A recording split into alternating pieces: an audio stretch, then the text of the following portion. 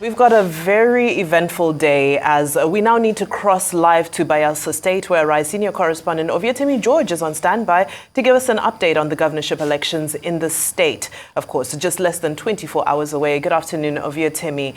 Can you let us know what's currently going on the ground where in Bayelsa State are you and what's happening where you are?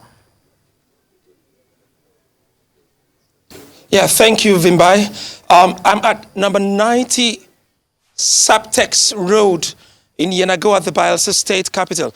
Well, all the political parties seem ready for November 11 election. That is tomorrow. So you see, all the political party candidates have already crossed the Rubicon. There is no going back.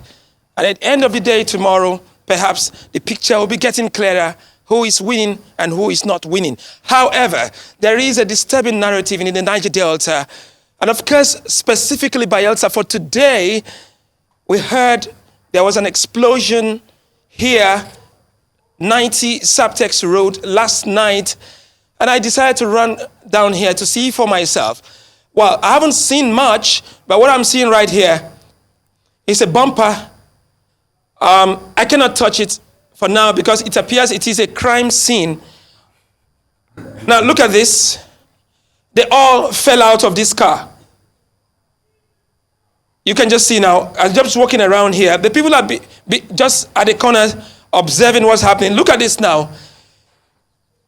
Look, there's a circle here. I am not a forensic expert. I can't say what this means, but I was told something earlier, but I would rather prefer the owner of this building, this premises, to say what it means. And then so, look at this. Few days ago, we heard about an explosion somewhere at the INEC Road area of Yenagoa. Now we're hearing about this. I'd like to talk to the owner of this property. Please come, sir. His name is Chief Freedom Osai. Please tell us exactly what happened here. You're looking at the camera. No, don't worry. Okay. Good day. Well, it's unfortunate. My name is Osai Freedom Josiah. It was last night, my security officer, while I was in a meeting, political meeting somewhere, called me about 11 o'clock. That a bomb had been thrown into my compound. I didn't know what the intentions were, but when we came back this morning, that's when I discovered that the explosive that they detonated in my compound have destroyed this vehicle and some other things. And the particles you are seeing here are the particles from the vehicles that were destroyed. As you can see, unfortunately, this time is a political period, and it's a very unfortunate situation. We are doing politics, we are doing election. We are not into war. But for what we have seen today and last night, fortnight ago, we had similar experience in one of our stakeholders' residence, where the same explosive was detonated in his compound. Last night is my turn. We are the target. We are PDP. We want an election. We don't want war. We want peace in the states. We want development in the states. But I think the other party, or the individual in the other party, is not about the party. Okay. This is how far we can go about this. You've raised the alarm, and I saw a police officer earlier on here, and of course, the security are aware. I called you, you said you were at the police station. Yes, I went to the B division of Ekeki, that is the Ekeki police division, and reported. And the DCO came here and to visit the scene of crime. That is what we have seen.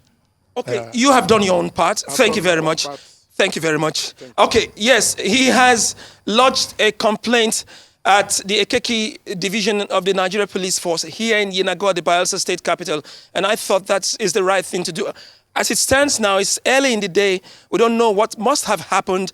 But I got a bit inquisitive and I asked the question, where aren't there particles around here?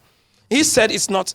Initially, they thought it was a bomb, but it's an explosive device detonated. But I called the person who informed me about this. He is the chairman of the Nigeria Union of Journalists, Bayelsa State Chapter, Samuel Numonengi, and I asked him, how true is this? And he told me he lives close to this street. That is the Captain Ayeni Street, and he heard the sound last night. We just confirmed it was around 11, almost midnight. So that's the story here, a narrative we don't want to hear in Bayelsa State in the build-up to the election. Election is just but one day, and this is coming out. Well, thank you for that update, Ovietimbi. And like he said earlier on, this is an election and not necessarily a war. But I'm just wondering on the larger scale, when it comes to your interactions with the electorate, can you give us an idea of what the state of mind is ahead of tomorrow's highly anticipated election? Well, I think the prevailing notion here about the people is they want to choose their governor. They don't want to fight. They just want to democratically elect somebody. They would say, yes, I gave him my vote and I can hold him responsible anytime, any day. You know, when performances are being assessed, you can say, you voted for this man, you can hold him responsible. That's the prevailing notion. And a lot of persons have made the journey out of Yenagoa, the capital city, to the far-flung communities of Bayelsa in Brass, Nembe, Ogbea, Kolokma Opokuma, Southern Ijo, other areas. They just want to participate in the exercise. They want to, exhibit and express themselves that actually they were able to do the voting without rancor, without violence. And the Deputy Inspector General of Police briefed journalists yesterday in Yenagoa, and he specifically said this election is going to be peaceful. But what we are seeing is left for individual interpretation. Are the signs ominous, or this is morning yet on Creation Day? But the hope and expectation is it should be peaceful. Absolutely, it should be peaceful. Ovietimbi George, thank you so much. Live from Yenagoa, Bayelsa State. We look forward to more updates from you.